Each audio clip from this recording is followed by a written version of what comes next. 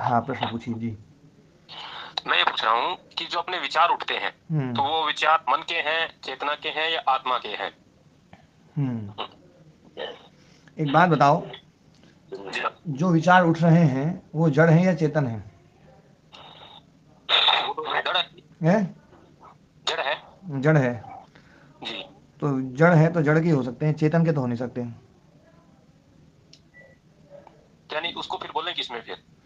तो ये सारे जो विचार हैं ये बुद्धि के जी। हैं, चित्त के हैं।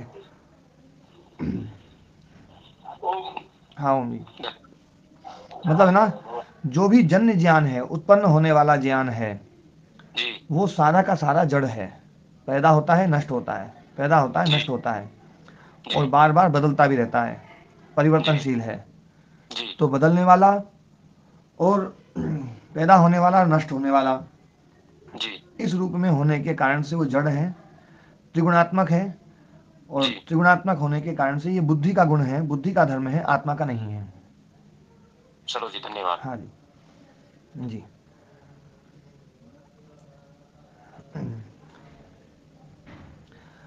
अच्छा, एक बात समझने की है, हमने जो ये चर्चा कई बार करी है अपन सामने मिलकर के, कि जो है ना, पुरुष जो है वो बुद्धि का प्रतिसंवेदी है।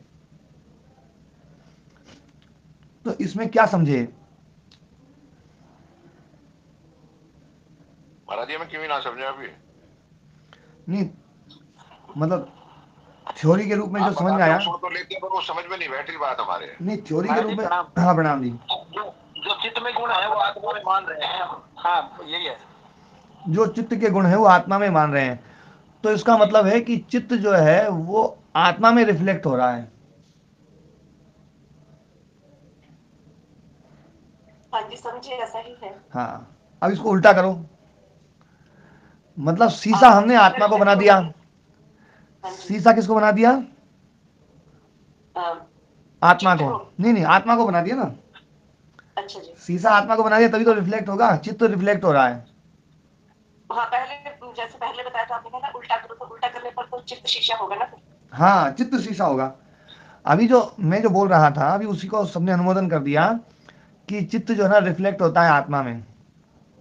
तो शीशा हो गया आत्मा, और आत्मा बिल्कुल बढ़िया था, लेकिन चित्त के कारण से आत्मा जो है वो जड़ दिखाई देने लग गया, वो क्रिया रूप दिखाई देने लग गया, वो प्रकाश रूप दिखाई देने लग गया। तो ये जो प्रोसेस है, ये प्रोसेस में अविद्या का जो स्वरूप है, जो शास्त्रकार ने बताया है, उससे विपरीत व्याख्या हो जाएगी। दयाराम जी। ओम महाराज जी। हाँ जी। जो जी कल बोलो। मैंने बात बताई थी, उसी बात को मैं आगे बढ़ाते हुए, जो शास्त्रों में जो बात लिखी हुई ना, उस बात को मैं समझा रहा हूं। यहां जी पर साहब। शीशा पुरुष को बनाते हैं लोग, जी। और बुद्धि का महाराज जी रिफ्लेक्शन। महाराज जी, पहले तो ये पुरुष ही समझ में नहीं आ रहा कि पुरुष शुद्ध शुद्ध चैतन्य भी नहीं है और पुरुष शुद्ध जड़ भी नहीं है। तो ये है क्या जिसको पुरुष कहा जा रहा है? हाँ, शुद्ध चैतन्य को तो पुरुष कहा जा रहा है, तब तो फिर समझ में कुछ भी नहीं आ रहा। शुद्ध बोलिए। चैतन्य के लिए पुरुष शब्द जी। है ना, शुद्ध चैतन्य के लिए पुरुष शब्द है। जी। और जो बुद्धि का प्रतिसंवेदी पुरुष है, उसके लिए भी पुरुष जी। शब्द है। जी, तो ये बुद्धि का प्रत्यय संवेदी पुरुष है, ये है क्या? ये मामला ही समझ में नहीं आ रहा जी। हाँ, अभी वही वही मैं क्लियर कर रहा हूं। जी बोलो। यहां पर एक है शीशा, और एक है शीशे में रिफ्लेक्शन, है ना। जी। जी। शीशा और शीशे में प्रतिसंवेदना, या यूं कहो जी बोलो। कि शीशे में जो छाया की उपछाया पड़ती है ना, तो जो उपछाया है वो, है ना, वो कौन है, और शीशा कौन है। तो अभी तक तो जो देखो, महाराज आत्मा को शीशा बनाया हमने, और बुद्धि को जो ना उसमें घुसेड़ा। और महाराज बुद्धि, जी, उपछाया का तात्पर्य क्या है? मतलब छाया का के समीप में रहने के कारण से जो जो छाया पड़ रही है, वो है उपछाया। जी। जैसे आप शीशे के बगल में खड़े हुए, तो शीशे के बगल में खड़े हुए तो जो आपका आकार था, वो आकार शीशे में दिखाई देने लग गया, वो है उपछाया, वो है रिफ्लेक्शन, जी महाराज। है ना। तो जो शीशे में दिखाई दे रहा है, वो तो आप नहीं है ना।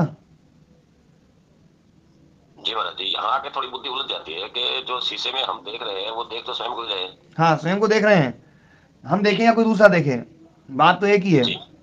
जी। हम अपने आप को देखें और अपन शीशे में देखें, जी तो जो शीशे वाला है, महाराज जी, जो शीशे में हम देख रहे हैं वास्तव में जो दिख रहा है वो हम ऐसा भी समझ रहे हैं कि हम अपने को देख रहे हैं और वास्तव में वहां हम होते भी नहीं।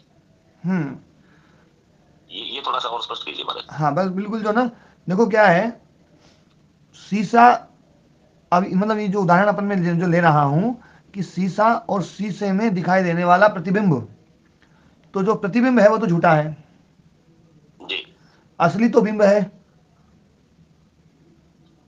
असली तो बिंब है, बिंब माने जो वास्तविक वास्तविक जो रूप है ना, जो पदार्थ है। जो वास्तविक है। जी और प्रतिबिंब जो है वो प्रतिबिंब उसका धर्म नहीं है, उसका गुण नहीं है।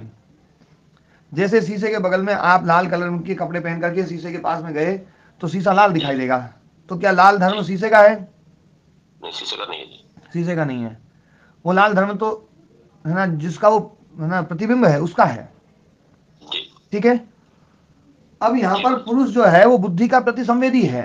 तो एक वाक्य जो आता है कि पुरुष बुद्धि का प्रतिसंवेदी है, तो इस वाक्य से अब तक जो अर्थ लिया जाता रहा है, लोग ज्यादातर ये अर्थ लेते हैं कि बुद्धि जो है ना वो पुरुष में रिफ्लेक्ट होती है, और बिल्कुल, अब बुद्धि तक यही पुरुष बात। में रिफ्लेक्ट होकर के और पुरुष में बुद्धि दिखाई देती है जी ना। ये अर्थ जो लिया जाता है, ये अर्थ, इसको ये उल्टा है, इसको सीधा करा किया जाए। और क्या किया जाए कि पुरुष जो है वो बुद्धि में रिफ्लेक्ट होता है। शीशा जो है ना वो बुद्धि है, पुरुष नहीं है।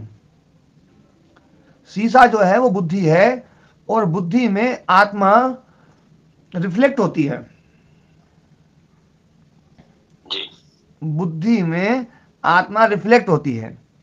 तो आत्मा रिफ्लेक्ट होती है, तो इसमें कर्ता आत्मा है या बुद्धि है जो रिफ्लेक्ट कर रही है? रिफ्लेक्ट करने बुद्धि रिफ्लेक्ट कर रही है। हैं? ये जो रिफ्लेक्ट कर रही है वो है ना, करता तो है। ये हाँ, जो रिफ्लेक्ट कर रही है ना वो करता है। हाँ जी। जी रिफ्लेक्ट जो है करने वाला जो है ना वो करता है। तो शीशा, महाराज फिर बुद्धि तो बुद्धि करता हो गई और आत्मा इसमें में मतलब कर्म बन गया। आत्मा केवल उपस्थित है। जी आप शीशे के सामने केवल उपस्थित रहिए, आपकी उपस्थिति मात्र से शीशा रिफ्लेक्ट करेगा, जी करेगा। और जी आप बिल्कुल। ना हो तो शीशा कोई रिफ्लेक्ट नहीं करेगा।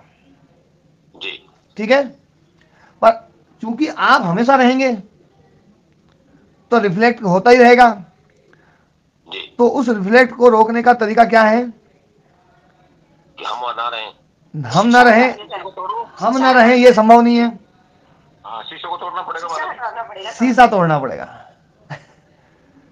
ठीक है। ये तो महाराज जी तय हो गया, आत्मा तो है ही। वो नास्तिक लोग जो कहते हैं ना आत्मा नहीं है, आज आपने उल्टा करके समझाया जो समझ में आया। हाँ, तो आत्मा तो देखो है, आत्मा ना हो तो शीशे में रिफ्लेक्शन नहीं है। हमारी आत्मा के होने को तो हम हटा नहीं सकते हाँ, और शीशे को ही तोड़ा जा सकता है। शीशे को तोड़ा जा सकता है। तो शीशा है बुद्धि, और बुद्धि में ये धर्म है कि वो आत्मा को रिफ्लेक्ट करता है, इसलिए उसको लिंग मात्र कहा है। पहले भी एक बार चर्चा आई थी कि लिंग मात्र क्यों कहते हैं। बुद्धि को लिंग मात्र इसलिए कहते हैं क्योंकि वो आत्मा को भी लिंगित करता है, आत्मा को दिखला देता है। जैसे शीशा सामने वाले को दिखला रहा है और स्वयं को भी दिखलाता है। शीशा स्वयं का भी ज्ञान कराता है जी और शीशा दूसरे का भी ज्ञान करा देता है। ठीक है। जी महाराज। तो बुद्धि जो है वो प्रधान को और पुरुष को, तीनों गुणों को भी है ना लिंगित कराती है, बोध कराती है, और आत्मा का भी बोध कराती है। जी इसलिए बुद्धि को लिंग कहा है ना। महाराज जी, यहाँ जो ये दूसरा पुरुष की बात हो रही थी, एक तो शुद्ध चैतन्य पुरुष है और हाँ। एक पुरुष जो पुरुष काम कर रहा है। और जो पुरुष नहीं काम नहीं कर रहा, वो पुरुष तो केवल उसमें रिफ्लेक्ट हो रहा है। काम वो शीशा कर रहा है, वो बुद्धि कर रही है, काम बुद्धि कर रही है, लेकिन जो रिफ्लेक्ट हो रहा है, तो बुद्धि हमें बुद्धि नहीं दिखाई दे रही है, हमें पुरुष दिखाई दे रही है जी है ना। तो इसका दृष्टा कौन हुआ? है? इसका दृष्टा कौन हुआ? दृष्टा भी बुद्धि है। दृष्टा भी बुद्धि ही है। हाँ, लेकिन बुद्धि में जो आत्मा जो प्रतिबिंबित किया गया है, वो आत्म स्वरूप वाली बुद्धि जो है ना वो दृष्टा है। जी बुद्धि के यहाँ बुद्धि के फिर दो रूप स्वीकार करने पड़ेंगे। दो रूप स्वीकार करेंगे।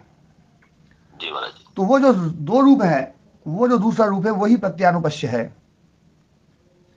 वही और वृत्ति यहाँ सारूप पर रूप है। फिर से समझाओ इसको, हैं? एक बार इसको फिर से समझाओ। हाँ, हाँ जी सर जी, दूसरा रूप नहीं समझ आ पा रहा ना। दूसरा रूप समझो, एक है शीशा जिसमें कोई प्रतिबिंब नहीं है, जी बिना प्रतिबिंब वाला शीशा, और एक जो प्रतिबिंब हो चुका है जिस शीशे में, तो शीशा अब बिल्कुल अलग ढंग का हो गया है, वो है प्रतिबिंबित शीशा।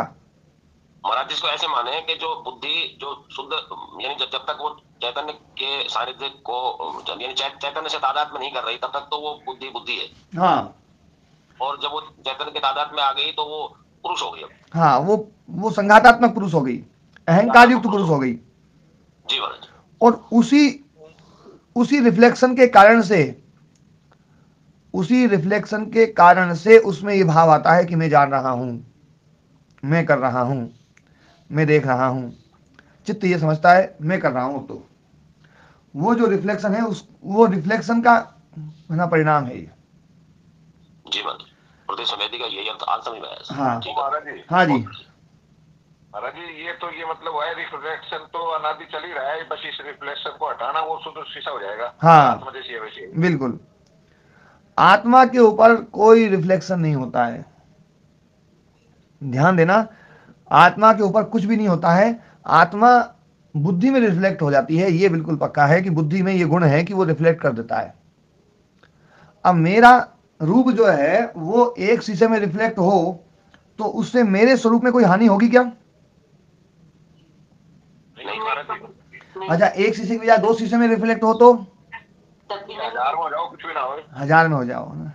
अच्छा, कभी आपने लोगों ने मेले में देखा होगा कि आप ऐसी जगह खड़े हो जाते हैं, कई शीशे लगे हुए होते हैं, किसी में आप मोटे दिख रहे हैं, किसी में आप पतले दिख रहे हैं, किसी में आप लंबे दिख रहे हैं, किसी में छोटे दिख रहे हैं, किसी में ठिकने दिख रहे हैं, किसी में हाँ टेढ़े होता है महाराज जी, होता है। किसी में टेढ़े मेढ़े दिख रहे हैं। हाँ होता है। होता है। तो महाराज जी, तो जितने चित्त उतने ही आत्मा के रूप, जितने चित्त उतने ही आत्मा के रूप। किसी में आत्मा जो है ना दिखाई दे रहा है कि ये क्रोधी है, किसी में लोभी दिखाई दे रहा है, किसी में कामी दिखाई दे रहा है, किसी में शुद्ध दिखाई दे रहा है, किसी में योगी दिखाई दे रहे हैं, किसी में पुरुषार्थी, किसी में जो है ना ईमानदार, किसी में बेईमान, किसी में सुखी, किसी में दुखी, किसी में कैसा। ये सारी क्वालिटियां चित्त की है, आत्मा तो केवल है बस। ठीक है, जैसे जैसे अनेक शीशों में दिखते हुए भी जो दिखने वाला है उस पर कोई अंतर नहीं पड़ रहा। उसमें कोई अंतर नहीं पड़ेगा, वो अपरिणामी है। शीशों में जो प्रतिरूप है वो भिन्न भिन्न रूप में दिखाई दे रहा है। हाँ। बहुत बढ़िया समझाया आपने, बहुत बढ़िया। तो अब आत्मा की जो उपस्थिति है, उस उपस्थिति में हम क्रिया नहीं मानेंगे, बिल्कुल हट गए महाराज जी, बिल्कुल हट गए। है ना। क्रिया बिल्कुल नहीं हो सकती उसमें। फिर यदि ये क्रिया करे तो भी रिफ्लेक्शन में अंतर आ सकता है, ये बिल्कुल पक्का है। ये महाराज लेकिन समझ में नहीं आया, क्या कहा समझ में, फिर से बताइएगा महाराज जी। यदि शीशे हैं और शीशे में हम है ना जो ना 1000 शीशों में हमारा रिफ्लेक्शन हो रहा है और हम हैं तो रिफ्लेक्शन हो रहा है। अब हम क्रिया करें तो भी रिफ्लेक्शन में क्रिया दिखाई देगी, एक तरीका ये है। और एक तरीका ये है कि शीशा बदलता रहे तो भी रिफ्लेक्शन दिखाई देता रहे, बदलता रहेगा। माने क्रिया दिखाई देती रहेगी।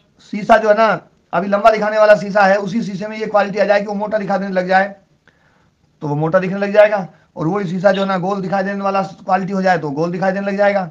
तो ये क्वालिटी शीशे में बदलती है, आत्मा में नहीं बदलती है। तो इससे तो महाराज जी ये सिद्ध हुआ कि आत्मा निष्क्रिय है, ये तो ठीक है। हाँ, आत्मा निष्क्रिय है लेकिन उसकी उपस्थिति आवश्यक है, ये भी सिद्ध हो गया, जी है ना। पूरण जी, ओम जी, पूरण जी, अरुण जी।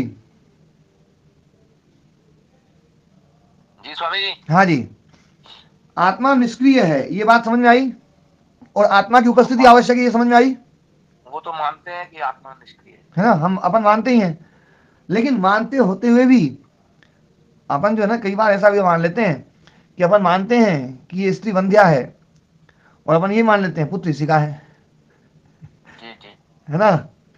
जी स्वामी। ऐसा ही मान लेते ना।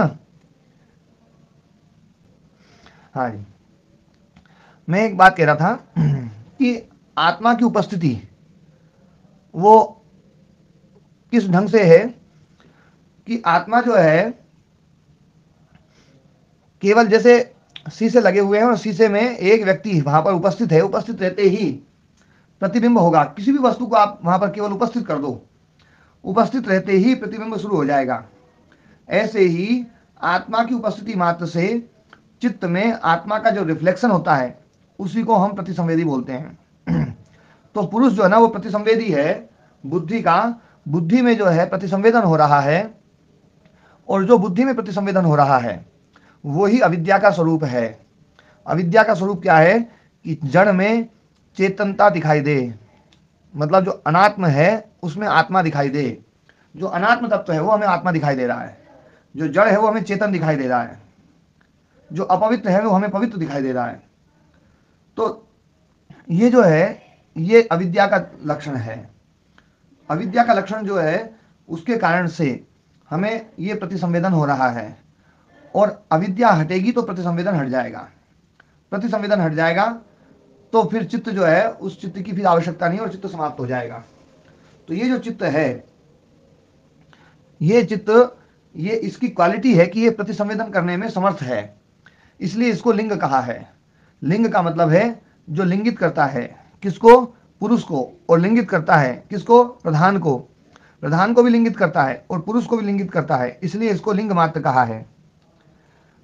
पुरुष और प्रधान का जो लिंग है, ज्ञापक है, गमक है, वो है लिंग मात्र। तो यहाँ पर आत्मा की केवल उपस्थिति होगी और प्रतिसंवेदना जो है वो बुद्धि में होगी, प्रतिसंवेदना। और ये बुद्धि की विशेषता है कि वो प्रतिसंवेदना करती है। पुरुष प्रतिसंवेदी होता है, और वो जो पुरुष जो प्रतिसंवेदी होता है वो पुरुष संघातात्मक पुरुष है, उसी को संयोग कहा गया है। उसी को हम जीवात्मा शब्द से बोलते हैं, जो प्रतिसंवेदी पुरुष है। और वो जो जीवात्मा है वो कर्ता और भोक्ता सब बन जाता है। लेकिन जो शुद्ध पुरुष है वो न तो करता है और न भोगता है, वो केवल है, उपस्थित मात्र है, वो सत है। अब यहाँ पर जो है ये प्रश्न पूछा था, दृष्टा दृषि मात्रा शुद्धो भी प्रत्यानुपश्य, कि वो जो दृष्टा है, जो दृषि मात्र है, ज्ञान मात्र है, शुद्ध है, पर वो ना बुद्धि का प्रतिसंवेदी होने के कारण से प्रत्यानुपश्य है। बुद्धि का प्रतिसंवेदी होने के कारण से बुद्धि जैसी है वैसा हमें वो पुरुष दिखाई देगा। जैसी बुद्धि वैसा पुरुष, जैसे जैसा शीशा वैसा प्रतिबिंब। तो जैसी बुद्धि वैसा प्रतिसंवेदन, वैसा प्रतिबिंब। तो वो ना जो है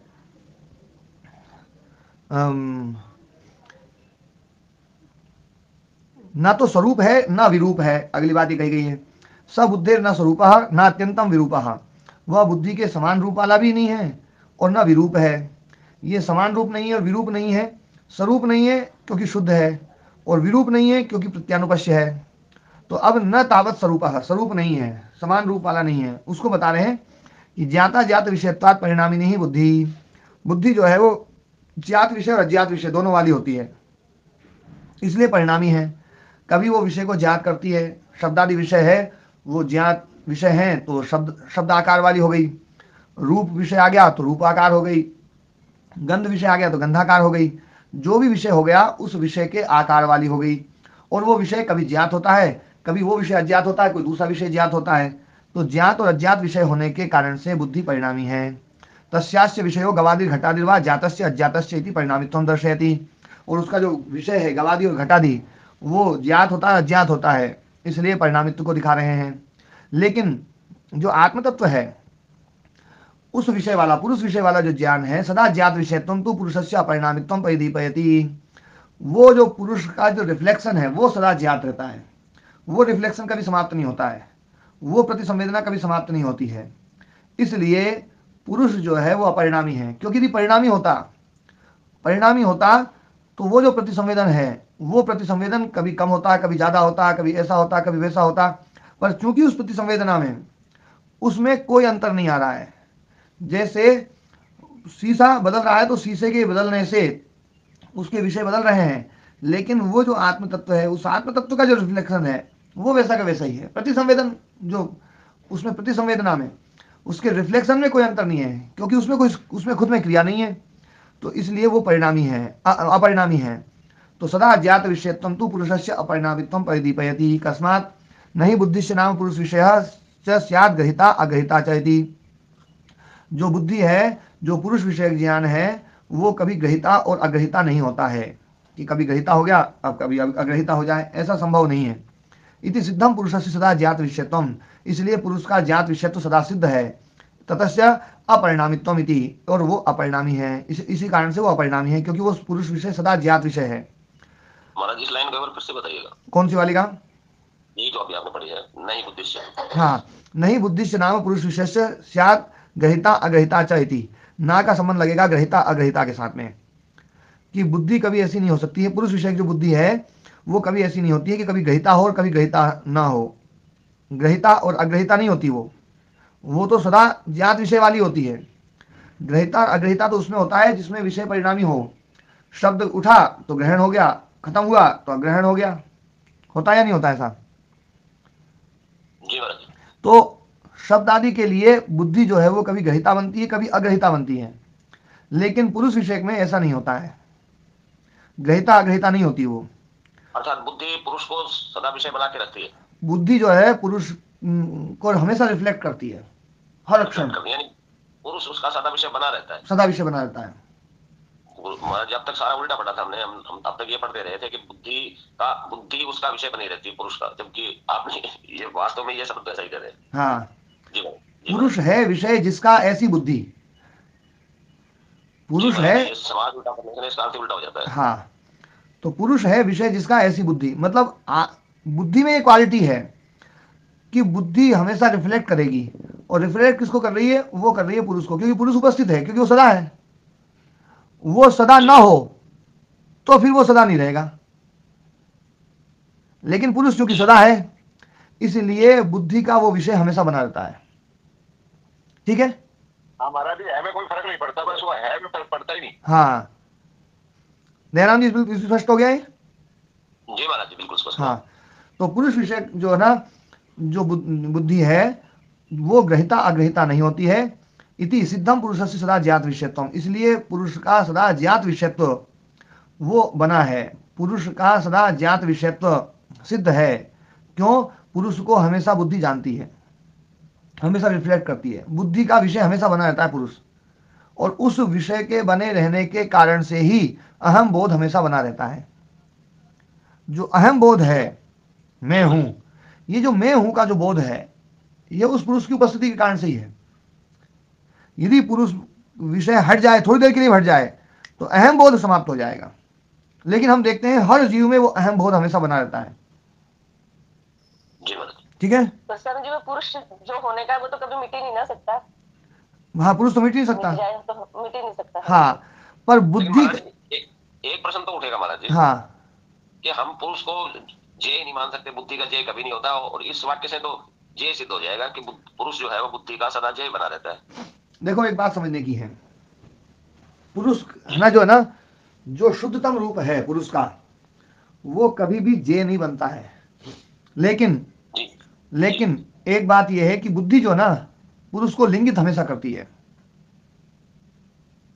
ये तो महाराज जी शब्दों का हेरफेर हो गया। शब्दों का हेरफेर नहीं हुआ।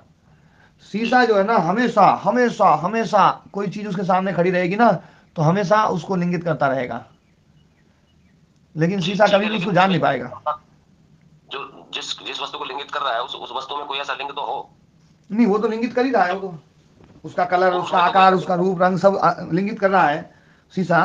ऐसे ही बुद्धि जो ना वो लिंगित करती है, बुद्धि लिंगित करती है, हमेशा लिंगित करेगी, उसको ना बतलाएगी हमेशा, क्योंकि रिफ्लेक्शन हमेशा रहेगा। तो महाराज जी वो उसका जय विषय बन जाएगा ना, मैं यही पूछ रहा था। जय विषय नहीं बनेगा, जय विषय कभी नहीं बन सकता है। वो जय विषय इसलिए नहीं बन सकता है क्योंकि आत्मा को बुद्धि कभी जान ही नहीं सकती है, बुद्धि में सामर्थ्य नहीं है। जड़ चेतन को नहीं जान सकता महाराज जी जैसे। हाँ, जड़ चेतन को जान ही नहीं सकता, लेकिन नहीं जान सकता तो फिर ये विषय कैसे बन रहा है? विषय तो बन रहा है उसका प्रतिसंवेदी होने के कारण से। ये थोड़ा स्पष्ट नहीं हो महाराज जी। हाँ, इसको स्पष्ट करके वो लिंग के कारण ही है, जो लिंग मात्र बताया है ना, लिंग मात्र कि वो लिंगित करती है। आत्मा केवल उपस्थित है, और आत्मा उपस्थित होने के कारण से बुद्धि, क्योंकि बुद्धि में आत्मा का रिफ्लेक्शन होता है, ये बुद्धि का धर्म है, बुद्धि का गुण है, तो आत्मा की उपस्थिति मात्र से रिफ्लेक्शन हुआ, और रिफ्लेक्शन के कारण से बुद्धि के भीतर एक भाव आता है, अहम भाव, मैं हूं, मैं ऐसा हूं, मैं वैसा हूं, ये जो मैं भाव है, और उसी उसके कारण से, उस रिफ्लेक्शन के कारण से ही इस बुद्धि की एक क्वालिटी है कि बुद्धि में क्रिया प्रारंभ हो जाती है, बुद्धि में ज्ञान प्रारंभ हो जाता है, बुद्धि की स्थिति हो जाती है। बुद्धि में जो ठहराव है, बुद्धि में जो स्थिति है, वो उसी रिफ्लेक्शन के कारण से है। जब तक वो रिफ्लेक्शन है तब तक वो बुद्धि ठहरी हुई है। जब तक रिफ्लेक्शन है, इसको यूं माने महाराज जी कि बुद्धि में जो बुद्धित्व आ रहा है वही रिफ्लेक्शन है। वही रिफ्लेक्शन बुद्धि है। में जो बुद्धि का बुद्धि वास्तव में जो दृश्य रूप है, बुद्धि का जो कुछ भी दृश्य रूप है, वो सारा का सारा उस रिफ्लेक्शन के कारण से है। माने वही रिफ्लेक्शन है, यूं मान लें। हाँ, यदि वो रिफ्लेक्शन समाप्त हो जाए तो बुद्धि का काम खत्म, बुद्धि फिर अव्यक्त हो जाएगी। तो बुद्धि अव्यक्त में पहुंच जाएगी। जी महाराज। बुद्धि रिफ्लेक्शन के लिए ही है वास्तव में, और ये जो रिफ्लेक्शन है ये अविद्याकृत है। जी। मतलब ये जो पुरुष का बुद्धि का विषय बनना दिखाया जा रहा है, ये तो केवल समझाने के लिए कहा जा रहा है। पुरुष वैसा जय नहीं बनता। हाँ, कभी पुरुष ये नहीं बन सकता है, लेकिन बुद्धि हमेशा रिफ्लेक्ट जरूर करती है, बस इतनी बात है। बुद्धि में जो रिफ्लेक्ट होने का जो गुण आ रहा है वही पुरुष का जय तो एक प्रकार से। हाँ, बस इतनी मात्र से जो है ना, इतने मात्र से हम पुरुष को समझ जाते हैं, है ना, पहचान जाते हैं कि हाँ पुरुष तो है। क्योंकि पुरुष ना हो तो बुद्धि में इच्छा नहीं उठेगी, पुरुष ना हो तो द्वेष नहीं होगा, पुरुष ना हो तो सुख दुख नहीं होगा, है ना, पुरुष ना हो तो प्रयत्न नहीं होगा, है ना, और पुरुष ना हो तो ज्ञान नहीं होगा, जी महाराज। है ना। ये सारा का सारा उस रिफ्लेक्शन के कारण से है। तो बुद्धि का प्रतिसंवेदी पुरुष है, और उस प्रतिसंवेदना के कारण से बुद्धि सब कुछ काम कर रही है, उस प्रतिसंवेदना के कारण से ही सब कुछ भोग है। और जिस दिन अपवर्ग हो गया वो अविद्या हट जाएगी, अविद्या हटी, रिफ्लेक्शन हटा, बुद्धि समाप्त। आत्मा तो आत्मा है ही। तो इसलिए आत्मा निष्क्रिय है, आत्मा की केवल उपस्थिति है। ठीक है, अब हुआ स्पष्ट बिल्कुल? जी महाराज जी। दूसरी बात, किंच परार्था बुद्धि संहत्य कारित्वात्, और भी बुद्धि जो है वो परार्थ है, संहत्य कारित्वात्, संघातात्मक होने के कारण से।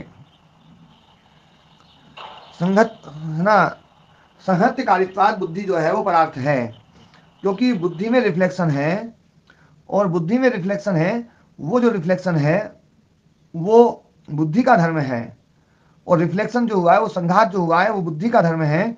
तो बुद्धि संघात के कारण से अस्तित्व में है, तो संघात के कारण से अस्तित्व में है, इसलिए परार्थ है। तो परार्थ है। यदि केवल अकेली रहती तब तो कोई दिक्कत नहीं थी, लेकिन वो अकेली रहती नहीं है, उसका स्वभाव ही है, वो हमेशा संघात में ही रहेगी। तो संघात परार्थ होने के कारण से बुद्धि परार्थ है। और स्वार्थ पुरुषा, पुरुष दूसरे के लिए नहीं है। पुरुष इसलिए नहीं है कि भैया पुरुष जो है ना, कि भैया जो है ना मेरे में कोई रिफ्लेक्ट हो। पुरुष जो है, पुरुष का कोई प्रयोजन नहीं है, बुद्धि का प्रयोजन है कि जो रिफ्लेक्शन है ये बंद हो जाए। और रिफ्लेक्शन चल रहा है जब तक वो भोग, तो भोग और अपवर्ग जो है उसका प्रयोजन है बुद्धि का, इसलिए परार्थ है। और परार्थ होने के कारण से है ना जो है ये अनित्य है, नित्य नहीं है। पर पुरुष जो है वो स्वार्थ है। और ये स्वार्थ शब्द का मतलब यहाँ पर है ना, क्योंकि स्वार्थ शब्द बहुत गलत अर्थों में लोग ले लेते हैं। स्वार्थ का मतलब है ये दूसरे के लिए नहीं है, इसका अस्तित्व केवल अपने लिए है। दूसरे के लिए होगा तो दूसरे का काम पूरा हुआ और अस्तित्व समाप्त। तो इसलिए पुरुष जो है ना स्वार्थ है, बुद्धि परार्थ है। हाँ जी, आगे। तथा च सर्वार्थाध्यवसायकत्वात् त्रिगुणा बुद्धि त्रिगुणत्वात् अचेतना इति। सारे अर्थ का निश्चय करने वाली होने के कारण से बुद्धि त्रिगुणा है, त्रिगुणात्मक है। और त्रिगुणत्वात् अचेतना इति, और त्रिगुण होने के कारण से वो अचेतन है, वो अचेतन मतलब जड़ है। गुणानाम तो उपद्रष्टा पुरुषा इति, गुणों का तो पुरुष उपद्रष्टा है, केवल समीपता के कारण से उसको दृष्टा मान लिया गया है, लेकिन वो दृष्टा नहीं है, उपद्रष्टा है पुरुष इति। अतो न स्वरूपः, इसलिए बुद्धि के साथ में इसका स्वरूप नहीं है। ये जो बुद्धि है ये त्रिगुणात्मक है, त्रिगुण है, और पुरुष जो है ना वो त्रिगुण नहीं है, इसलिए वो चेतन है, इसलिए वो स्वरूप नहीं है। तो कहा, बोले भैया विरूप कह दो इसको। बोले नात्यंतम विरूपः, विरूप भी नहीं है। अकस्मात शुद्धोपि असौ, शुद्ध होने पर भी प्रत्ययानुपश्य, प्रत्यय में अनुपश्य होने वाला है। जो वृत्ति उठ रही है वृत्ति के अनुसार दिखाई देने वाला है। शीशा जैसा जैसा बदलेगा वैसा वैसा दिखाई देगा। यतः प्रत्ययम बोद्धम अनुपश्यति, क्योंकि प्रत्यय को, बुद्धि में होने वाले प्रत्यय को हम देखते हैं। जो बुद्धि में होने वाली जो वृत्ति है उस वृत्ति के अनुसार वो रिफ्लेक्शन दिखाई देता है। वृत्ति उठी सात्विकता की, वृत्ति उठी सुख की तो सुखी दिखाई दिया, वृत्ति उठी दुख की तो दुखी दिखाई दिया, वृत्ति उठी तमस की तो तामसिक दिखाई दिया, मोही दिखाई दिया, धनी निर्धन हर प्रकार से दिखाई दिया। तो बुद्धि में होने वाला जो प्रत्यय है उसके अनुसार दिखाई देने वाला होने के कारण से, अनुपश्यति का मतलब है जैसा हो रहा है उस वैसा दिखाई दे, होने के बाद में जो दिखाई दे, अनुपश्यति। तम अनुपश्यन अतदात्मा भी तदात्मक इव प्रत्यय भासते। तो अनुपश्यन उसके होने पर, उस प्रत्यय के होने पर, उस वृत्ति के होने पर जो दिखाई दे रहा है तो वो अतदात्मा भी, वैसा है नहीं वो, फिर भी वैसा दिखाई देता है, ऐसा प्रत्यय भासते। मतलब जो जैसा नहीं है वैसा दिखाई दे रहा है, क्यों? बुद्धि में प्रतिसंवेदना होने के कारण से।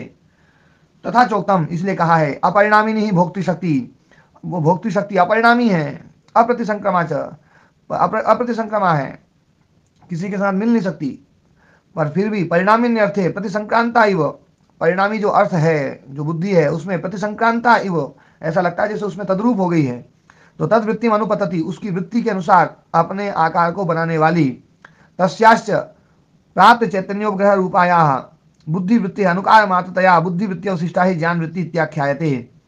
तो उसका जो चैतन्य है, उस चैतन्य के कारण से जिसने प्राप्त चैतन्य को प्राप्त कर लिया है रिफ्लेक्शन के कारण से, मतलब आत्मा जो है चैतन्य है, लेकिन आत्मा का जो रिफ्लेक्शन चित्त में पड़ रहा है तो चित्त भी चैतन्य दिखाई दे रहा है। ये रिफ्लेक्शन के कारण से चित्त हमेशा चेतन दिखाई देता है। ध्यान देना, चित्त में जो रिफ्लेक्शन है वो सदा रहता है, और सदा रहता है इसलिए सदा ही वो चैतन्य जैसा दिखाई देता है। बस यही अविद्या है कि जड़ को चेतन मान लेते हैं हम, पर वो रहता जब तक अविद्या रहेगी जब तक रिफ्लेक्शन रहेगा, और जब तक रिफ्लेक्शन रहेगा तब तक वो जड़ चेतन दिखाई देगा ही। तो ये जो प्राप्त चैतन्योपग्रह रूपाया, जिसने चैतन्य को प्राप्त कर लिया है ना, उपग्रह रूपाया का क्या अर्थ है हमारे जी? उपग्रह का अर्थ होता है जो समीप में होने के कारण से जिसका ग्रहण हो रहा है। जैसे उपरक्त होता है ना, वैसे ही उपग्रह रूप, मतलब समीप में होने के कारण से जिसका रूप ग्रहण हो रहा है वो है उपग्रह रूप, है ना।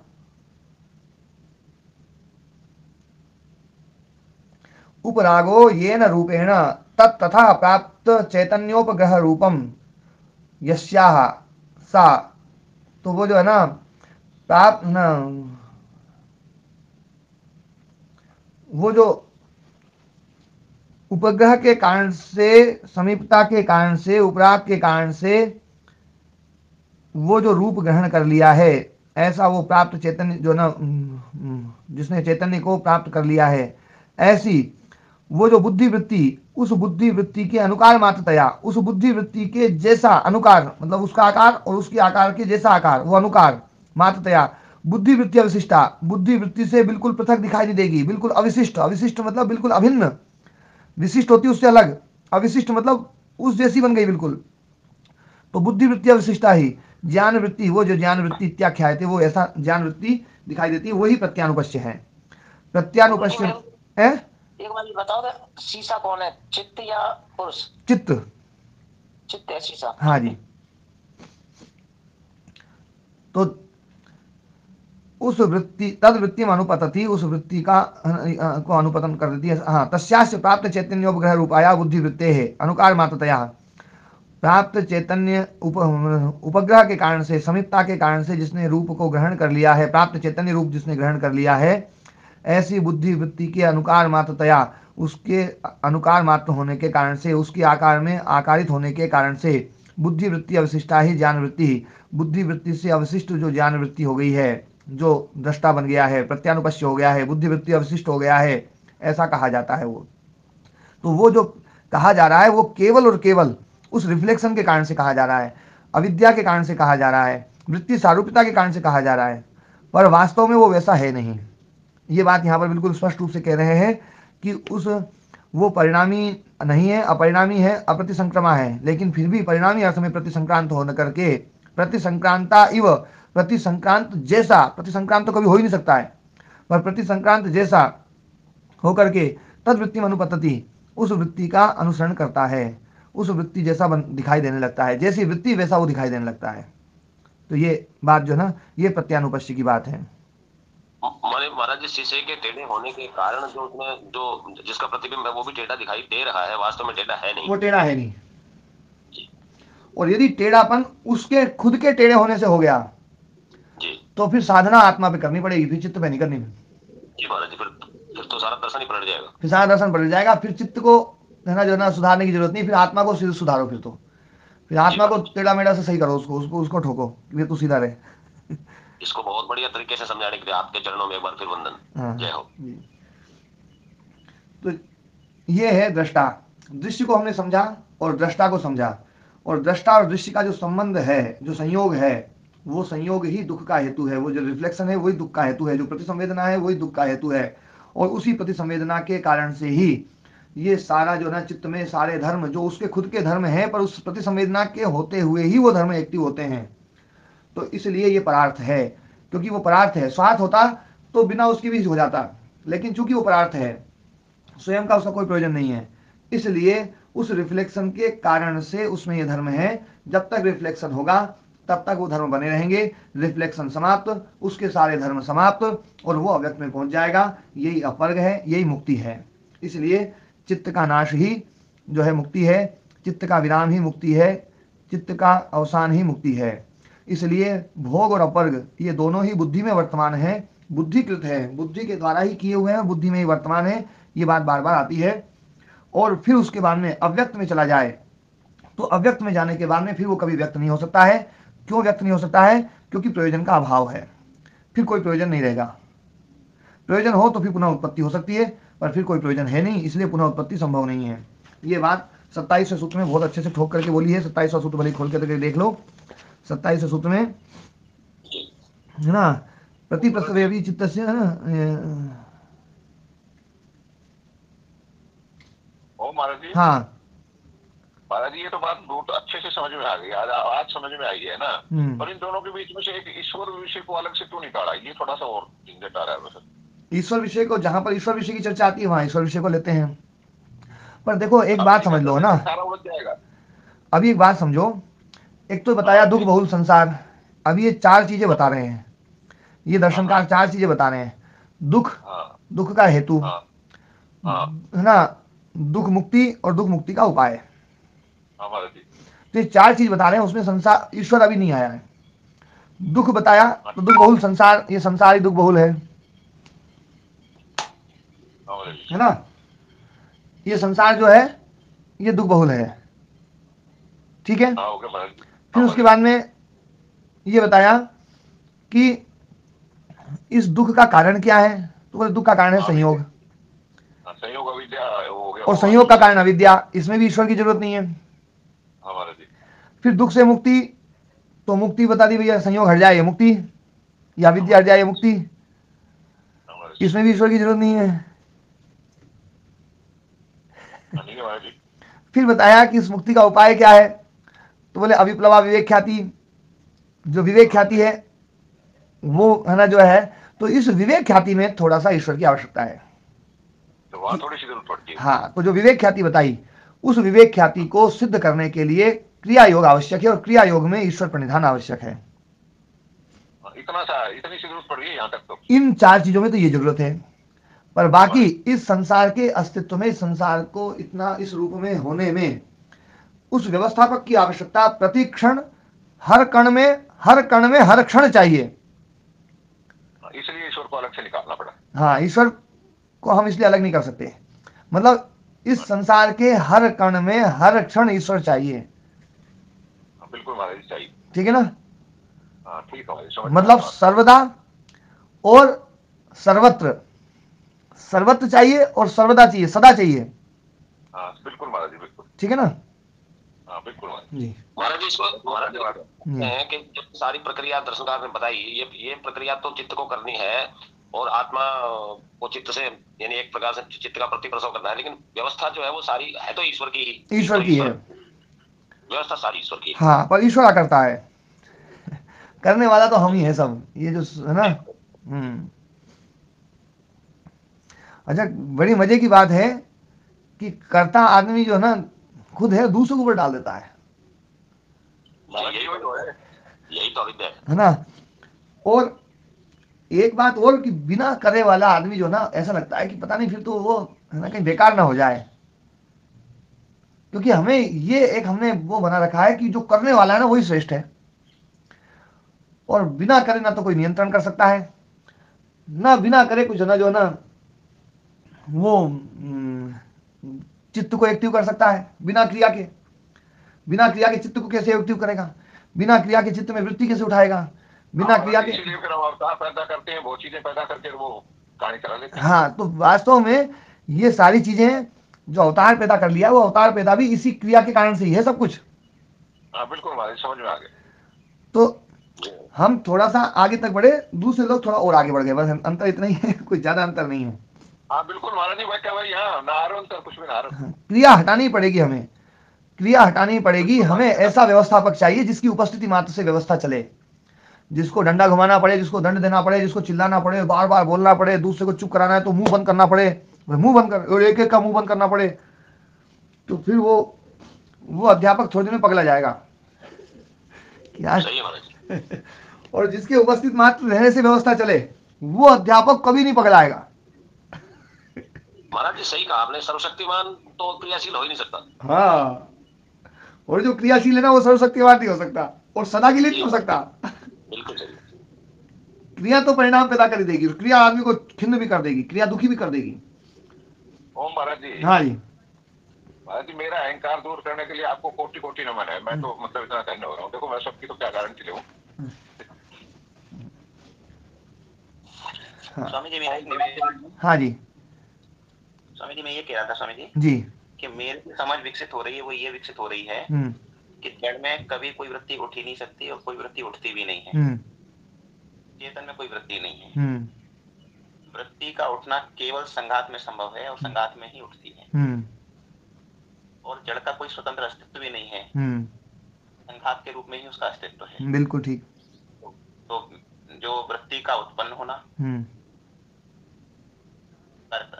चित्त में वृत्ति का उत्पन्न होना, कर्ता उसका होना, भोक्ता होना, ये चित्त में नहीं है, केवल संघात में है। जी ऐसा लगता है। बिल्कुल सही समझे आप। जी स्वामी जी बिल्कुल सही समझे ना। और संघात खत्म हो जाएगा तो ये खत्म हो जाएगा। स्वामी जी जी। अच्छा, दूसरा स्वामी जी मैं ये कह रहा था कि जो जोर है ना, फोकस है, वो कर्म पर है। पवित्र कर्म करो जी, है ना जी। जैसे हम ये कहते हैं भगवान से डरो, है ना। तो भगवान से डरो, इसकी जरूरत की जगह लोग ये कहते हैं कि कर्मों से डरो, वो ज्यादा तार्किक लगता है। जी, है ना, कि पवित्र कर्म करो। जी। जैसे ईश्वर में आस्था है या नहीं है, ये एक चीज हो सकती है, लेकिन पवित्र कर्मों का आचरण अनिवार्य होना चाहिए। जी। तो ये मुझे इसलिए लगता है स्वामी जी, ऐसे बौद्ध धर्म और हिंदू धर्म दोनों ही है ऐसे। तो बौद्ध धर्म में भी वो पंच महाव्रत हैं, सत्य, अहिंसा, परिग्रह, स्तेय, ब्रह्मचर्य। और हिंदू धर्म में भी है। बौद्ध अनीश्वरवादी हैं और हिंदू ईश्वरवादी हैं। तो वह अनीश्वरवादी होकर के भी उन्होंने निर्वाण प्राप्त कर लिया, यानी जिसको सम्यक ज्ञान विवेक ख्याति हम लोग कहते हैं, वो प्राप्त कर लिया। और हिंदू भी ईश्वरवादी बनकर के उसको प्राप्त कर लेते हैं। तो ऐसा लगता है कि सम्यक जो ख्याति प्राप्त करने के लिए, ज्ञान प्राप्त करने के लिए ईश्वर की अनिवार्यता आवश्यक नहीं है, लेकिन हेल्पफुल है, सहारा है, ऐसा लगता है। हाँ, ये बात आपने सही कही है, लेकिन क्या है, थोड़ा सा सैद्धांतिक जो मतभेद हैं, सैद्धांतिक मतभेद जो वो उत्पन्न हो जाते हैं, उनका निवारण तो आवश्यक होता है कि ईश्वर को माना जाए या ना माना जाए। तो वो क्या करते हैं उन लोगों ने, वो क्योंकि क्षणिकवादी हैं, और क्षणिकवादी होने के कारण से, मतलब बौद्ध मत में जो ना क्षणिकवाद वास्तव में ईश्वर का अस्तित्व न मानने के कारण से उत्पन्न हुआ है। और कभी मैं बौद्ध धर्म के बारे में कुछ चर्चा विस्तार से करूंगा, पहले मैंने काफ़ी चर्चाएं करी है, कई कई दिन तक करी हैं, कि बौद्ध दर्शन में क्या क्या ऐसी चीज़ है जिसको है ना, उसको मानने के कारण से कुछ सैद्धांतिक भूलें आ जाएंगी। हमारे 3-4 दिन विषय चलाया था आपने। हाँ दिलीप है हमारे पास। हाँ, तो वो जो ना उस पर फिर कभी चर्चाएं करूंगा मैं। तो पर बाकी जो ना अनिश्वरवादी यदि कोई व्यक्ति है, लेकिन वो अनिश्वरवादी होते हुए भी यदि वो कहता है कि भैया मैं तो अपने कर्म को शुद्ध करूंगा और अपने कर्म को पवित्र करूंगा, अहिंसा, सत्य, अस्तेय, ब्रह्मचर्य, परिग्रह का पालन करूंगा और सब नियमों का पालन करते हुए जो है ना निर्वाण को प्राप्त करूंगा, तो वो भी प्रोसेस में, उसमें कोई दिक्कत नहीं है। वो भी उनसे तो अच्छा ही है जो है ना इन व्रतों का पालन नहीं करते हैं। लेकिन एक बड़े वर्ग के लिए वो जो तरीका है ना, वो तरीका इतना श्रेयस्कर नहीं है। यही तरीका श्रेयस्कर रहेगा जहाँ पर भगवान के अस्तित्व को स्वीकार करते हुए। मैंने एक बार ये भी मैंने वो किया था, ईश्वर विषय को लिया था जब मैंने, तो ये बताया था कि ईश्वर है या नहीं है, इससे ज़्यादा महत्वपूर्ण विषय ये है कि ईश्वर की आवश्यकता क्या है। यदि ये चीज़ समझ में आ जाए कि ईश्वर की आवश्यकता क्या है, तो शायद ज़्यादा अच्छे से हम ईश्वर को समझ पाएंगे। और ईश्वर की आवश्यकता जो है ना, वो हमें पाप से बचाने में बड़ी सहायक है।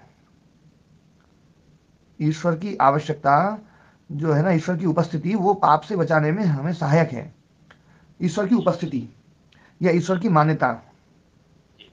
तो इसलिए ये हमें मतलब जो ना आगे बढ़ने में बड़ा सहायक है ईश्वर प्रणिधान।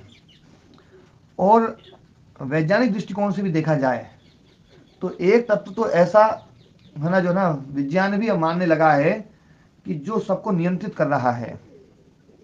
जैसे पृथ्वी को नियंत्रण में लाने का काम सूर्य का है। पृथ्वी को पूरा नियंत्रित सूर्य कर रहा है। कर रहा है या नहीं कर रहा है? जी स्वामी जी, है ना। स्वामी जी, मेरा निवेदन ये था कि इस विषय को भले ही बाद में ले लेंगे, चर्चा कर लेंगे, आप अपनी प्रक्रिया जारी रखो, फिर वो लंबा डिस्कशन हो जाता हाँ, है। पर मैं एक बस जरा सी बात है कि जैसे पृथ्वी को नियंत्रित सूर्य कर रहा है, सूर्य के नियंत्रण में रहने के कारण से पृथ्वी इस रूप में है जहाँ पृथ्वी पर जीवन संभव है, जहाँ पृथ्वी पर इतना सौंदर्य संभव है। और यदि पृथ्वी सूर्य के नियंत्रण में ना हो तो ना तो ऋतुएं आएंगी, ना कुछ वो होगा, सब कुछ उस ना तहस नहस हो जाएगा। और है ना, बड़ी स्थितियाँ खतरनाक हो जाएंगी।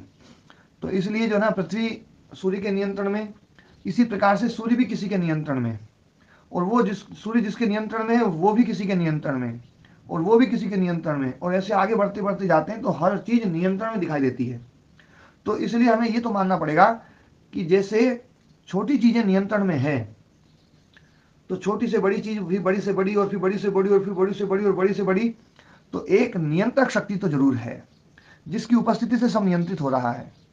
जैसे सूर्य की उपस्थिति से पृथ्वी नियंत्रित रहती है, सूर्य की उपस्थिति खत्म कर दो, यहाँ पर पृथ्वी जो है ना अनियंत्रित हो जाएगी।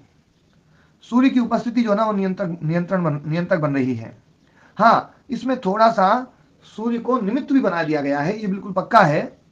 लेकिन वो जो शक्ति है वो स्वयं में उस रूप में निमित्त नहीं बनती है। वो शक्ति किसी न किसी को निमित्त बना ही देती है। वो बनाती क्या है, उसकी व्यवस्था ही ऐसी है कि हर चीज एक दूसरे की निमित्त बन करके एक दूसरे को नियंत्रित कर देगी और उसका काम हो जाएगा।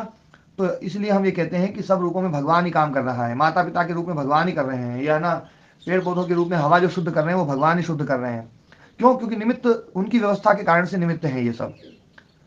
तो जैसे अर्जुन को कहा ना, निमित्त मात्रम भव सव्य साचिन, हे अर्जुन तू तो निमित्त हो जा, तो निमित्त हो जा इस व्यवस्था को सुंदर बनाने में। इस व्यवस्था का जो है ना, वो जो है ना, उसमें तो निमित्त मात्र हो जा, कर्ता मत रहे, अकर्ता हो जा।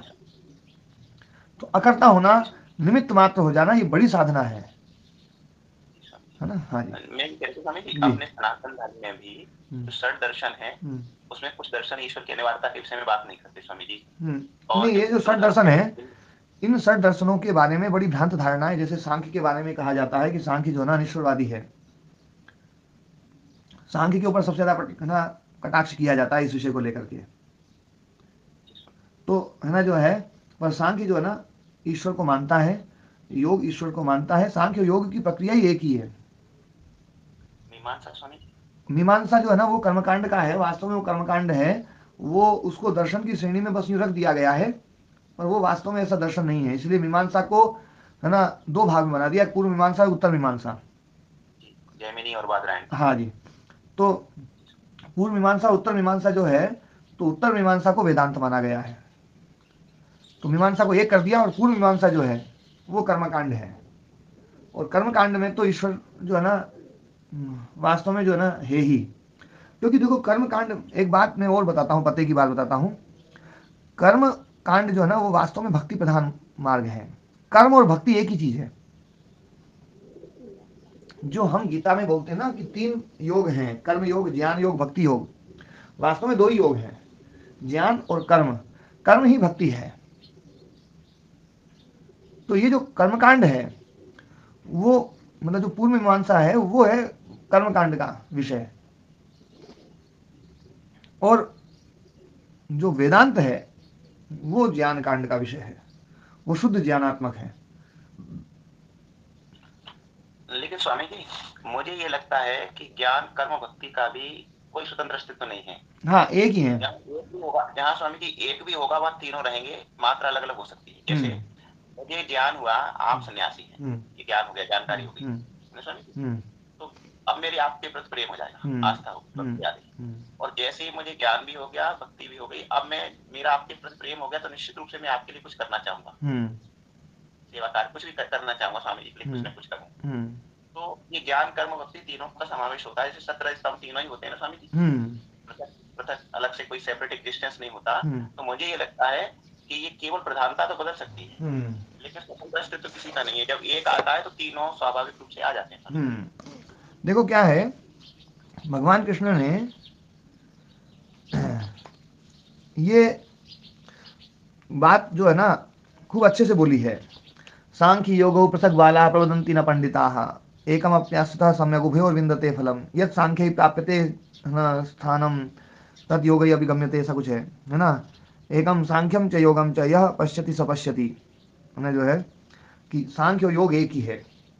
तो वहां पर जो ना, वहां पर वास्तव में दो ही रास्तों को बनाया, भक्ति को ना इसमें मिला दिया है। कर्म में ज्ञान और कर्म, इन दो की चर्चा करके और उनको फिर दोनों को इकट्ठा किया है। तीन को पहले दो बनाया और दो को एक बनाया, कि जो सांख्य और योग को, ज्ञान और कर्म को अलग अलग मानते हैं, है ना। सांख्य योग पृथक बाला प्रवदंती, बाला पृथक प्रवदंती, बालक जो है वो उनको अलग अलग बोलते हैं। न पंडिता, जो पंडित है तत्व ज्ञानी है वो इनको अलग अलग नहीं बोलते हैं। और फिर समझाने के लिए दोनों को अलग अलग भी बताना पड़ता है कि सांख्य योग मार्ग क्या है, भक्ति मार्ग क्या है, या योग मार्ग क्या है, कर्म मार्ग क्या है। मैंने कई बार इस पर चर्चा करी है, बहुत अच्छे से चर्चा करी। कभी वो चर्चा आएगी ना, एकदम से निकलेगी, तो फिर मैं आपको ना सांख्य और मतलब ज्ञान मार्ग और भक्ति मार्ग में भेद क्या क्या है उसके बारे में विस्तार से कुछ समझाऊंगा। और ज्ञान मार्ग और भक्ति मार्ग, ये दो परंपरा रही है अपने यहाँ पर, लेकिन दोनों एक दूसरे के सहारा हैं। और हमारे गुरु जी तो ये कहते थे, देखो ज्ञान सापेक्ष है, कर्म की अपेक्षा रखता है। निरपेक्ष ज्ञान व्यर्थ है, सापेक्ष ज्ञान सापेक्ष है, कर्म का की अपेक्षा रखेगा ही। और कर्म भी जो ना योग तब बनेगा जब कर्म में ज्ञान जुड़ेगा। उससे पहले कर्म जो है ना वो कुकर्म हो सकता है, शुभ कर्म हो सकता है, मिश्रित कर्म हो सकता है, पाप पुण्य और मिश्रित हो सकता है, पर वो है ना जो है ना निष्काम कर्म नहीं हो सकता, कर्म योग नहीं बन सकता बिना ज्ञान के। तो दोनों एक दूसरे के इंक्लूड हैं, लेकिन फिर भी इनमें दोनों में क्या क्या भेद है और इसमें इस भेद के कारण से इसके स्वरूप में क्या क्या भिन्नता आ जाती है, वो सब चीजें उस पर कभी चर्चा करूंगा मैं, है ना। वो तो मुझे लगता है ना कि भक्ति की प्राप्ति, वो सब भक्ति के अभाव में सम्यक ज्ञान हो ही नहीं सकता जी। जैसे आपके प्रति हमारा प्रेम नहीं है, मैं प्रैक्टिकल एग्जांपल दे रहा हूँ, तो हम आप जो हमको समझा रहे हैं ना वो समझ में नहीं आएगा स्वामी। शिक्षक के जो श्रद्धा का भाव रहता है ना। हाँ देखो, इसमें दोनों चीजें हैं ना प्रदीप जी। ज्ञान श्रद्धा को उत्पन्न कर देता है और श्रद्धा ज्ञान को प्रगाढ़ बना देती है। यहाँ पर कक्षा में ऐसे कई लोग बैठे हुए हैं जिनकी बिल्कुल श्रद्धा नहीं थी, और इस ज्ञान के कारण से उनमें इतनी श्रद्धा आ गई है, तो वो श्रद्धा, मैं समझता हूँ वो श्रद्धा मेरे प्रति नहीं है, वो ज्ञान के प्रति है। और ज्ञान के प्रति ही श्रद्धा होनी चाहिए, व्यक्तिवादी कभी भी नहीं होना चाहिए आदमी को, है ना। तो ज्ञान के प्रति श्रद्धा होनी चाहिए, और श्रद्धा होगी तो ज्ञान में आगे बढ़ सकता है आदमी। ये दर्शन भी देखो बहुत शुद्ध रूप से ज्ञान की चर्चा करने वाला दर्शन है। मैं इसको जो ना अब तक की जो चर्चाएं हुई हैं, इन चर्चाओं में अभी कर्मकांड नहीं आया बिल्कुल भी, अभी ज्ञान मार्ग ही आया है, भक्ति मार्ग आया है, कर्म आया है, बहुत थोड़ा सा आया है, फिर वापस ज्ञान पे चर्चा कर लेते हैं ये। और जैसे ही भक्ति की बात करेंगे, ईश्वर प्रणिधान की बात करेंगे, तो उसको भी ज्ञान का साधन बता करके फिर ज्ञान की तरफ ले आएंगे। लेकिन अब जो ना 27वें सूत्र के बाद में फिर थोड़ा सा कर्मयोग आएगा, और वो है ना चर्चाएं चलेंगी उसकी। लेकिन ये दर्शन जो है ज्ञान मार्ग होते हुए भी श्रद्धा की बड़ी महिमा गाता है, कि श्रद्धा जो है योगी की रक्षा ऐसे करती है जैसे माँ बच्चे की रक्षा करती है ना। 1 मिनट में थोड़ा सा आवाज आ रही है?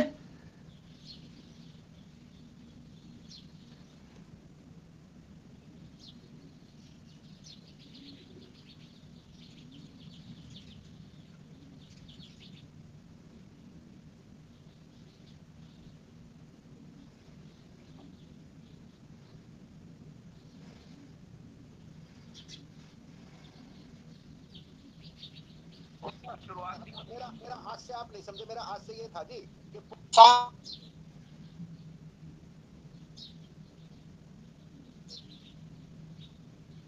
जो है उसका फल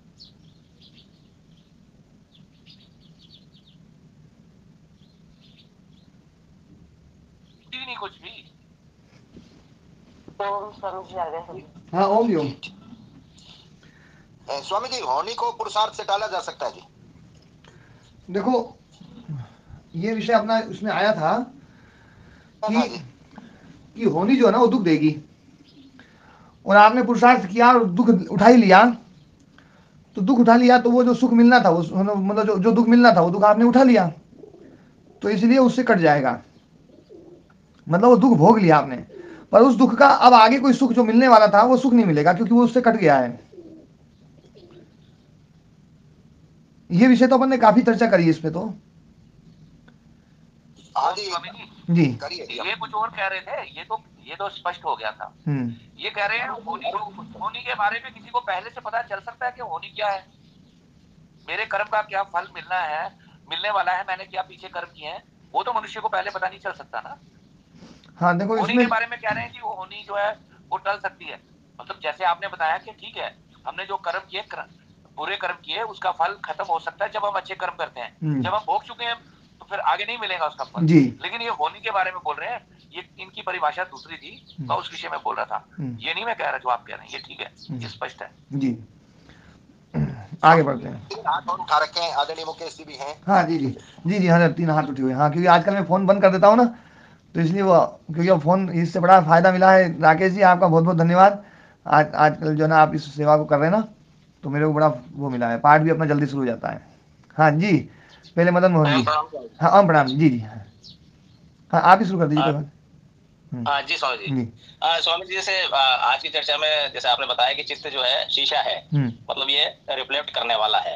तो शीशा हो गया चित्त, और शीशे के सामने कोई वस्तु है मान लो, मतलब बिंब मान ले या वस्तु मान ले, तो वो हो गई आत्मा, और रिफ्लेक्शन हो रहा है अविद्या के कारण से जी। ये चर्चा में आया था। तो रिफ्लेक्शन हो रहा है, तो अभी ये स्वामी जी थोड़ी चीजें मतलब उदाहरण के रूप में समझ सकते हैं कि जैसे चित्त है, तो चित्त के साथ जो रिफ्लेक्शन वाली वस्तु है, तो रिफ्लेक्शन वाली वस्तु मतलब चीज हो गई अविद्या, जिसके कारण तो जैसे शीशे में जो एक वो जो रिफ्लेक्शन का जो कारण होता है, एक पदार्थ लगा रहता है, एक जो सामान्य सा जो कांच रहता है उसके पीछे जो पदार्थ लगा है, चिपका हुआ है, वही करवाता है रिफ्लेक्शन। तो ये जो अविद्या जो है वो पदार्थ हो गई, मतलब वो चिपकी हुई है। जैसे अनादिकाल से जो चित्त जो है चला आ रहा है, तो उसके साथ जो अविद्या चली आ रही है, तो इसको इस स्वरूप में समझ सकते हैं कि ये जो शीशे के पीछे जो चिपका हुआ पदार्थ है वही रिफ्लेक्शन का कारण है। बिल्कुल सही कहा। तो ये चिपकी हुई जो पदार्थ है ना, अविद्या जो चिपकी हुई है, अब इसी अविद्या को निकालना है। यदि इसको रगड़ रगड़ के या ऐसा खुरच के निकाल दें, तो जो है फिर वो शीशा नहीं रहेगा, उसका कोई मतलब प्रयोजन ही नहीं रहेगा, वो तो शीशे का काम करेगा नहीं, प्रतिबिंब नहीं दिखाएगा। तो ये जो अविद्या को इस जो शीशे के पीछे के पदार्थ को चिपका हुआ मान सकते हैं। जैसे ये चित्त में चिपकी हुई है, और ये रगड़ रगड़ने वाली जो बात है, ये हटाने वाली बात है, ये विवेक ख्याति। जब विवेक ख्याति यदि मतलब उत्पन्न हो जाती है, तो ये अविद्या को खुरचेगी, हटा देगी, और अविद्या हट गई तो वो शीशा नहीं रहा, उसका प्रयोजन समाप्त हो गया और वो खत्म हो गया। ये समझ में आया स्वामी जी? तो ये अविद्या जो अनादि हो गई है ना, चिपका हुआ लगी हुई आ गई हुई है। हाँ इसके साथ में बिल्कुल, बहुत अच्छा, बहुत अच्छा समझा आपने। मतलब ये जो चीज है ना, ये अभी सबको शायद नहीं पता होता है। शीशा जो है ना, दर्पण कैसे बनता है? शीशा जो होता है, जो कांच होता है, जो पारदर्शी होता है, इस पार से देखो उस पार दिख जाता है ना, लेकिन वो प्रतिबिंब कब करता है, वो रिफ्लेक्ट कब करता है? मरकरी शायद लगाते हैं, पीछे पॉलिश कर देते हैं, पीछे एक पेंट लगा देते हैं, पॉलिश कर देते हैं किसी चीज का, और वो जो पॉलिश है वो उतर जाए तो फिर वापस रिफ्लेक्शन खत्म है। मरकरी से शायद पॉलिश होती है। हाँ वो जिससे भी होती होगी, पर वो पॉलिश होती है। वो जो पॉलिश है वो अविद्या का काम करती है यहाँ पर। उस अविद्या के कारण से रिफ्लेक्शन है, और वो जो रिफ्लेक्शन है, उस रिफ्लेक्शन के कारण से भोग है। और वो रिफ्लेक्शन समाप्त हो जाए तो ये भोग समाप्त हो सकता है, वो अपवर्ग हो सकता है। पर वो रिफ्लेक्शन जब तक वो जो है ना, वो पीछे लगा हुआ जो पेंट है वो अविद्या रहेगी जब तक, तो रिफ्लेक्शन रहेगा। तो इस अविद्या को खत्म करना पड़ेगा। बहुत बहुत सुंदर उदाहरण दिया, जिनका बहुत बहुत धन्यवाद जी। हाँ जी मदन मोहन जी। हाँ महाराज जी प्रणाम। हाँ प्रणाम जी। महाराज जी जैसे आपने कहा था कि सभी जीवों को मैं का बोध होता है, तो महाराज जी पेड़ भी जीव में आएंगे? हाँ आएंगे इनको। हाँ इनको भी होता है बोध। इनको भी मैं का बोध रहता है। हाँ, और वो जो मैं का बोध रहता है ना, उसी के कारण से इनको सुख दुख होता है। अच्छा महाराज जी। हाँ जी देवदत्त जी, प्रणाम जी ओम प्रणाम। गुरु जी, हाँ जी ओम जी देवदत्त जी। एक तो मैं तीन मेरी बातें हैं जी। जिज्ञासाएं। एक तो ये जो 20वां सूत्र है, इसका दूसरा पैराग्राफ है, इसके अंदर तीसरा वाक्य जो अकस्मात के बाद शुरू है, जी जी, इसका जरा एक बार अर्थ सुनाइए। मैंने जो सुना था वो सेम आप बता रहे हैं या वापिस कुछ हो रहा है? दूसरा पैराग्राफ जो सदा ज्ञात विषयत्वं तु पुरुषस्य अपरिणामित्वं परिदीपयति तस्मात् न हि बुद्धिश्च नाम पुरुष विषयस्य स्यात् गहिता अगहिता च इति, है ना। जो पुरुष विषय है जिसका, ऐसी जो बुद्धि है वो कभी गहिता अगहिता नहीं होती है, वो हमेशा है ना जो ना सदा ज्ञात विषय वाली होती है, गहिता अग्रहिता नहीं होती है। और बाकी सब विषयों में गहिता अग्रहिता हो जाता है, लेकिन इसमें जो ना कभी गहिता अग्रहिता ऐसा नहीं होता है। इसलिए सिद्ध है पुरुष का सदा ज्ञात विषयत्व, इसलिए पुरुष का सदा ज्ञात विषयत्व सिद्ध है, और ततश्च अपरिणामित्व, उसके कारण से अपरिणामित्व सिद्ध है। ये तो ठीक है। हाँ जी। दूसरा है कि क्रिया की प्रक्रिया क्या है, मतलब कहीं तो कुछ मतलब बात आ जाती है, किसी के जरिए से कुछ बात आ जाती है, सब बातें मान्य भी हो जाती हैं, तो ये सब ऐसा होच-पोच सा हो जाता है। इसकी प्रक्रिया आप एक बार समझाइए, इस क्रिया की प्रक्रिया क्या है, कहाँ से कैसे? देखो, क्रिया है रजोगुण का धर्म, और रजोगुण का धर्म है, और क्रिया जो ना जो होती है, तो क्रिया उसका स्वभाव है, और उस स्वभाव के कारण से हमें क्या होता है, चीजें जो है ना, चीजों का परिणाम दिखाई देता है, चीजों का परिणाम दिखाई देता है। तो परिणाम क्या दिखाई दे रहा है कि परिणाम ये दिखाई देता है कि जो पहले धर्म था वो धर्म अब नहीं है, कुछ दूसरा धर्म आ गया। जो पहले लक्षण था वो लक्षण अब नहीं है, दूसरा लक्षण आ गया। या जो पहले अवस्था थी वो अवस्था अब नहीं है, अब दूसरी अवस्था आ गई। तो धर्म लक्षण अवस्था परिणाम जो आता है, उसका मुख्य प्रयोजन, उसका मुख्य जो ना हेतु है वो क्रिया है। जहां जहां क्रिया होगी वहां वहां धर्म लक्षण अवस्था परिणाम अवश्य आएगा। जहां जहां क्रिया है वहां वहां परिणाम है, और जहां जहां परिणाम है वहां वहां अनित्यता है। इसको कोई नहीं काट सकता। अच्छा जी, मेरा तो हमारे जो सिस्टम है, अपने जो तत्व पढ़े हैं, विशेष अविशेष और ये लिंग मात्र और अलिंग, इनके हिसाब से मैं समझना चाह रहा था कि कहाँ से क्या क्रिया की प्रक्रिया चलती है। देखो, इनमें सब में क्रिया है, ये सब परिणामी है, क्योंकि इनमें अलग अलग धर्म उत्पन्न होते रहते हैं। मन एक जैसा नहीं रहता है, कभी सात्विक रहता है, कभी राजसिक रहता है, कभी तामसिक रहता है, कभी अच्छा रहता है, कभी बुरा रहता है ना। चित्त में वृत्तियां अलग अलग ढंग की उठती रहती हैं, इंद्रियां भी अलग अलग प्रकार से काम करती रहती हैं। तो इसमें सब में क्रिया है, सब में क्रिया है, लेकिन इनमें जो क्रिया है वो तत्वांतर परिणाम नहीं कराएगी। तत्वांतर परिणाम कराने वाली नहीं है ये क्रिया। ये क्रिया केवल धर्म लक्षण अवस्था परिणाम ही कराएगी। ठीक है। जैसे ये क्रिया तो वृत्ति तो है, वृत्ति जब चित्त में उठती है, हाँ, तो क्रिया जो है ना, देखो इसका होता क्या है, ज्ञान जन्या भवेद इच्छा, इच्छा जन्या कृति भवेद, कृति जन्या भवेद चेष्टा, चेष्टा जन्यम फलम लभेद। ज्ञान से जो ना इच्छा उत्पन्न होती है, हमें किसी चीज का ज्ञान हुआ, उस ज्ञान के बाद में हमें उस चीज को पाने की या उसको छोड़ने की इच्छा होती है। इच्छा होने के बाद में कृति होती है। कृति का मतलब है हमारे जो आंतरिक जो शरीर है, हमारे जो सूक्ष्म शरीर है, उस सूक्ष्म शरीर में जो भी प्रयत्न होता है उस प्रयत्न को कहा जाता है कृति। और उस कृति के कारण से इस भौतिक शरीर में चेष्टा उत्पन्न होती है, और उस चेष्टा के कारण से हमें फल मिलता है। तो ये जो फल मिल गया, ये यहां तक जो ना ये पूरी प्रोसेस है। ठीक है। चलिए गुरु जी, एक मेरे भी समझ में जो आया है एक दर्शन, वो मैं भी बताता हूँ, उसमें मुमकिन है कि नहीं है। जैसे अभी कहा कि कुछ व्यक्तियों ने भी कहा, आपने भी समझाया कि बुद्धि जो पुरुष है वो संघात पुरुष है, वो उसके कारण से सारी ये बातें हो रही। दूसरे बंधु ने कहा कि लेकिन मैं ये समझता हूँ कि जैसे आपने एक दादा गुरु की जो बात कही, वो कहते थे कि चित्त बड़ा महान है, और इस महान शब्द को लेकर के ही मैं मंथन कर रहा हूँ कि ये चित्त ही वास्तव में, क्योंकि चेतना शक्ति तो आत्मा में है, और वो भी प्रकाशित करता है इसको भी। उससे ये शक्ति पा करके यही अपने आप, क्योंकि निर्माण करने का काम भी इसी का है, आत्मा तो कोई निर्माण करता ही नहीं, यही उस चीज का निर्माण कर लेता है और यही भोगता है, यही इसी का पर्व होता है एक तरह से। ये सारी चीजों का दर्शन, ये मैं जो समझ पा रहा हूँ, मैं तो इसी को महान मानता हूँ और इसी को सब चीजों की जड़ मानता हूँ। यही है, बिल्कुल यही। और जो दूसरे लोग जो बोल रहे हैं ना, वो भी यही बोल रहे हैं। मतलब इसमें बस इतनी बात जो है ना दूसरों के द्वारा जो बोली गई ना, उसको और जोड़ लो कि ये जो चित्त है ये बिना संघात के काम नहीं करता है, बिना अविद्या के काम नहीं करता है। अविद्या के कारण से संघात, संघात के कारण से ये जो चित्त है ना, ये चित्त इन रूपों में अभिव्यक्त होता है। और ये जो अभी लाइन समझी आपसे दो इस सूत्र की, इसमें भी मैं तो ये मानता हूँ बुद्धि नाम पुरुष, बुद्धि नामक जो पुरुष होता है नहीं, ये बुद्धि नाम पुरुष जो है ना, नहीं, पुरुष विषय, पुरुष है विषय जिसका, ऐसी बुद्धि।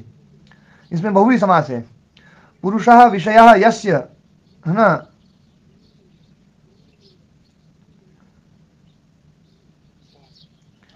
या फिर पुरुष,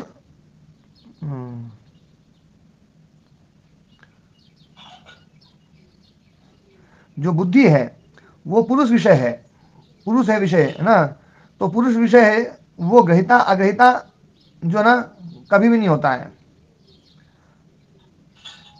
यहाँ पर बुद्धि को समझाया जा रहा है कि बुद्धि जो है ना, जो ज्ञान है, वो पुरुष विषय ग्रहिता और अग्रहिता कभी नहीं होता है। इसकी दो व्याख्याएं हैं, वो दूसरी व्याख्या थोड़ी वो जटिल व्याख्या है, इसलिए उसको मैं थोड़ा सा छोड़ता हूँ, अवॉइड करता हूँ उसको। लेकिन यहाँ पर जो है ना, पुरुष विषय जो है वो ग्रहिता अग्रहिता ऐसी बुद्धि कभी नहीं होती है, इसलिए पुरुष जो है वो सदा ज्ञात विषय तो माना जाएगा, इसलिए अपरिणामी है।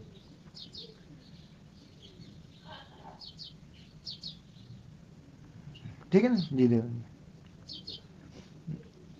ठीक। और तो किसी का प्रश्न नहीं?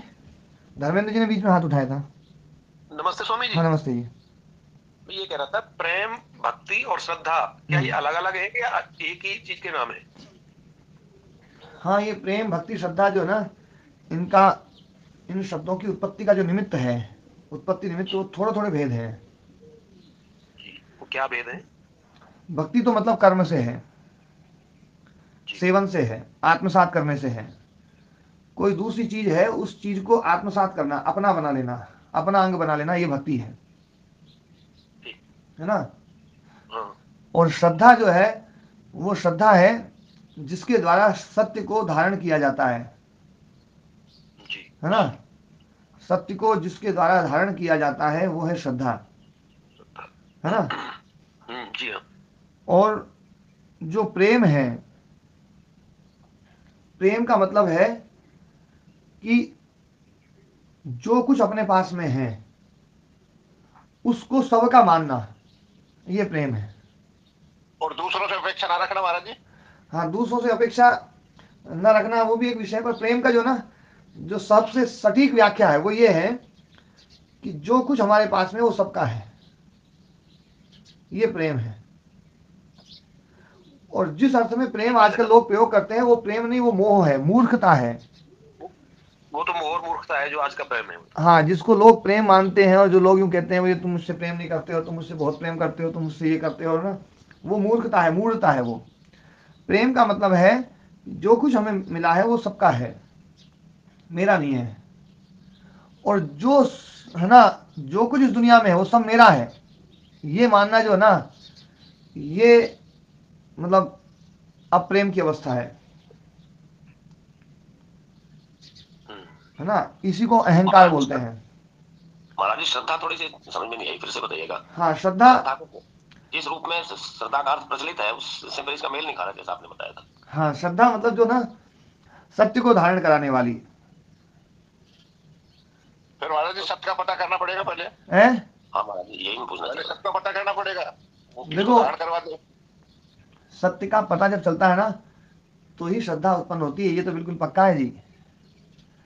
पर जो है, जितने अंश में हमें सत्य का पता चला, उतने अंश में हमारी श्रद्धा हुई, और वो श्रद्धा हमें और आगे बढ़ाती है, फिर वो श्रद्धा हमें और आगे बढ़ाती है। ये इतने तराशय है। देखो, जैसे ज्ञान कर्म को पैदा करता है हमारा जी, और कर्म से ज्ञान उत्पन्न होता है। हाँ, ये तो श्रृंखला है, ये श्रृंखला है। है ना। आप इसमें यूं नहीं कह सकते भैया कि ज्ञान कर्म को पैदा नहीं करता, और ये भी नहीं कह सकते कि भैया ज्ञान, ये तो श्रृंखला ही है महाराज जी, श्रृंखला ही है। हाँ महाराज जी, श्रद्धा और अंधविश्वास में भेद कहाँ होता है? ये भेद समझ में नहीं आ रहा। अंधविश्वास वो है जहां पर सत्य की खोज रुक जाती है। अंधविश्वास वो है जहां पर कुछ और समझने के लिए लालसा अभीपसा समाप्त हो जाए, वो अंधश्रद्धा हो जाएगी।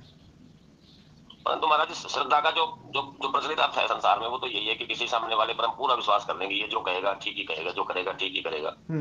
उस अर्थ में श्रद्धा शब्द नहीं है। श्रद्धा का मतलब है सत्य को धारण करने की प्रबल अभिप्सा, है ना, एक लालसा, एक चाहना, एक इच्छा कि सत्य को ग्रहण किया जाए, इसको धारण किया जाए। आग्रह मुक्त हो जाना श्रद्धा है, आग्रहों को तोड़ देना श्रद्धा है। तो महाराज जी, ये यात्रा कहीं रुकती भी है, ये तो चलती रहेगी। हाँ, जब विवेक ख्याति आ जाएगी तो रुक जाएगी। विवेक ख्याति के बाद ही रुकेगी। हाँ महाराज जी, थोड़ा सा विनोद में कह रहे हो, विवेक ख्याति हुआ तो है ना। हाँ, होए बिल्कुल चिंता मत करो। श्रद्धा में कमी है राम कुमार जी? ना ना जी ठीक है ना, पाठ को ही विराम दें। हाँ हाँ जी, हाँ जी।